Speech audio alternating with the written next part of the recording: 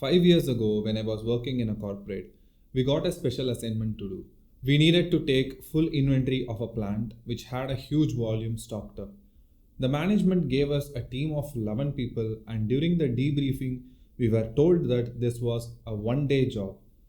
Our plan was to begin the inventory verification by 8 am, finish the counting by 2 pm, do reconciliation, get the sign off by 5:30 pm, do some sightseeing in the nearby area, and catch the train by 9 pm the same day. We scheduled to do all this on the 1st of May 2018 and catch the same day train. But by the time we finished our work and when I returned back to my home in Chennai, it was the 5th of May 2018. We planned to finish this work in 1 day and it took us 4 days to finish it. Every time I recollect this whole episode, I find it humiliating. Our plan was so bad, it was so completely disconnected from what was reality. So if you are new to this channel, I am Hareesh, and in this video, we will talk about planning. CA students make a lot of mistakes when it comes to planning. Either they don't plan at all in the first place, or they spend too much time planning, or they make a plan in such a way that is far-fetched from reality. I'll throw some light on all the mistakes we make when we plan, and I will also tell you what we can do to prevent them. Mistake number 1. Not having a plan at all. When you ask the CA students, why don't you plan? They will say, I don't have much faith in planning because even if I plan, I'm not going to stick to it anyway. It's just a waste of time. Now, that is not an advisable approach and not a healthy attitude. You have to plan. Without a plan, you are going to wander off into places where you are not supposed to go. You would take 10 hours to finish something that could have been completed in 4 hours with a solid plan. Or you would take 3 hours to finish something perfectly which you do not need to have done in the first place. Planning is a skill and it will take time to master it. Our attitude should be that we should seek why we are bad planners, why the plans we make leave us angry and disappointed. Mistake number 2. We confuse planning with progress.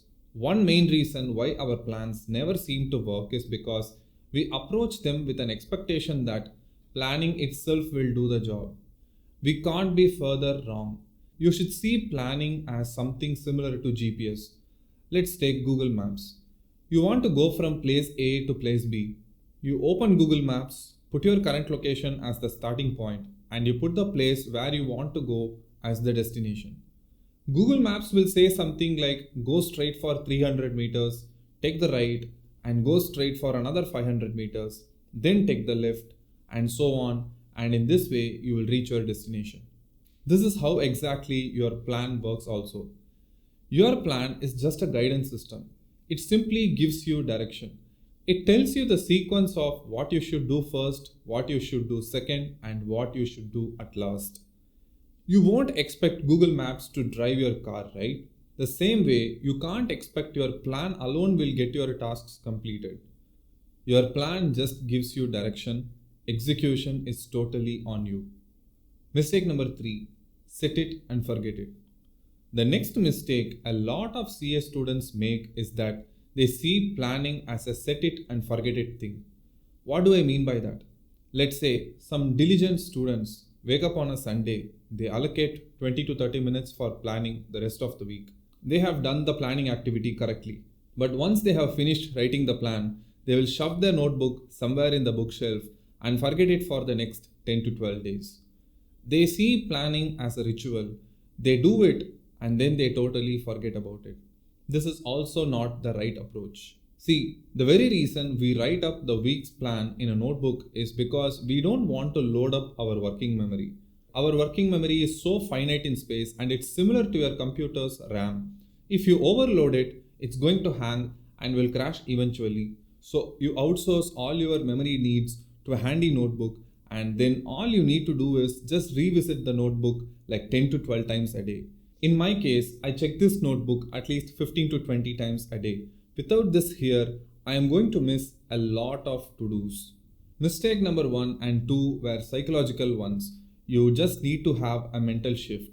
But mistake number 3 is a behavioral one. So I will suggest 2 action points for you to not make this mistake of planning and then forgetting the plan. Number 1, What I do every morning is that after I wake and freshen up, the very next thing I do is read my plan for 15 minutes. I read my goals and then I read my daily to-dos to get an extra reinforcement on what I should do that day. By doing this, I get a clear idea of how the day is going to look like. This also gives me an idea of how many boxes I should be checking off that day. Point number two.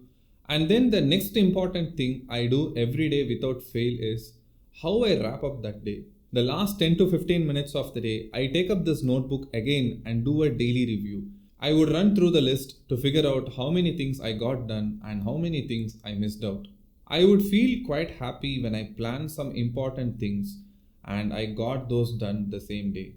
But of course, there will be some incomplete items. The idea is not to get obsessed about them, not to be overwhelmed. The job of this list is to give us a report, and it is doing its job. It's giving us information about where we are and what's currently happening. Our daily to-do list is our assistant. We should not let the list intimidate us. See, there is nothing complicated about this system, only that you have to do it every day. So that leads us to mistake number 4. This is the mistake that most students make when it comes to planning, which is that they plan from a point of view of fantasy and not from a point of view of reality. Now, what do I mean by that? Let's go back to the story I told a while ago. While we were planning for the inventory verification, we did not assess the volume of production that has been going on in that factory. We didn't consider the fact that it was peak summer and the plant was manufacturing milkshakes and mango beverages. So they ramped up their production and the warehouse was filled with hefty inventory that there was hardly any space for people to even walk through. We did not assess how poorly the stocks could have been arranged, how incompetent and uncooperative the workers in that factory could get. We missed out considering all these factors. We were so totally connected from reality. We were sitting 400 kilometers away in a corporate office and we wanted to finish the job in one day. So we planned out that way. The rest, as you may know, was a complete disaster.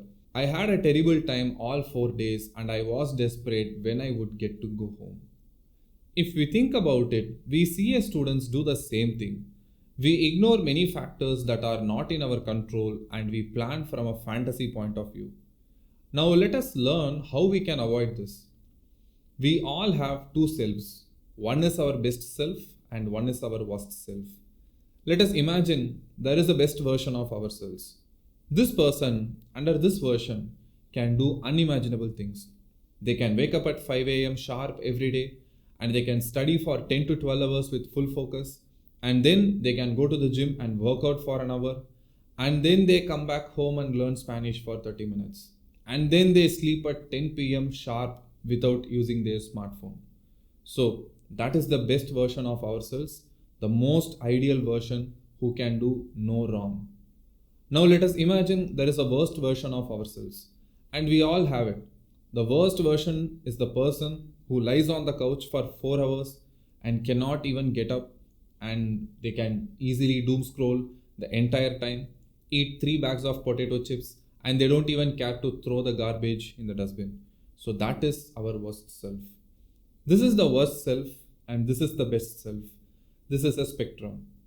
Now, most of the time, we are not in our worst self and we are not in our best self. Our current capability, our current self is somewhere between the both ends. I compare this with a building. Our worst self is, say, ground zero, and our best self is, say, the 100th floor. Our current capability lies somewhere in between level 45 and level 46. So the problem is, you are sitting on the 45th floor, but you are planning as if you are living on the 100th floor. There is a huge gap of 55 floors in between where you are and where you would like to be. There is nothing wrong in aiming to be in level 100, but that will happen eventually. As of now, we have to climb up floor by floor. We miss that point actually. We forget where we stay put right now and aim for a miraculous outcome. And when that does not happen, we get frustrated and blame it entirely on the habit of planning itself. So how do we do it the right way? The answer is assess your baseline first, which means assess your current capacity. For the next 10 days, track your activities that you do in your normal day-to-day life. Track when you wake up, when you sleep, how long you use your phone, how long you are able to focus, how much time you spend commuting, and so on and so forth. If you track these data for 10 days, you will get a basic idea of your current life and what your current capacities are. Don't judge yourself when you do this exercise. Don't try to modify your behavior. See yourself from a third person's point of view and just record what happens without any bias. The data you get from this tracking will tell you at what times you are more prone to using your phone, at what times you are more prone to sit and study with full focus, at what times your energy lags. So, with all these, you would get to know much about yourself. You would get a better picture about where you stand, whether you are sitting in level 25 or you are sitting in level 65. Now, after you do this 10-day assessment exercise, all you have to do is slightly go to the edge of your current self. Let's say you are at level 55 in your life right now. So, in the upcoming week, all you have to figure out is how to get to level 56. Only that much. So, if your current capability is to study 6 hours every day, then slightly push it by 30 minutes. That means in the upcoming week, all you have to do is instead of 6 hours, you need to study for 6.5 hours. That's it. Do not worry about 10 hours, do not worry about 12 hours per day. As of now, you have to make 6.5 hours as the new normal. In the book Atomic Habits, James Clear says, a habit must be established before it can be scaled. So you have to stay at this stage for a while, maybe for 1, 2 or even 3 weeks. When 6.5 hours per day becomes normal, you would know it on your own. At that time, you can increase it to 7 hours and you can keep repeating this same pattern until you think you have reached your maximum capacity. When we forget our reality and plan based on fantasy, by the time we have a weekly review, we would see a huge variance between what we planned and what we achieved. Huge adverse variances totally ruin our confidence and we would feel like just abandoning everything. The final advice is your planning should always be in contact with reality. In the next screen, I am giving you a summary of this video. You can take a screenshot if you want.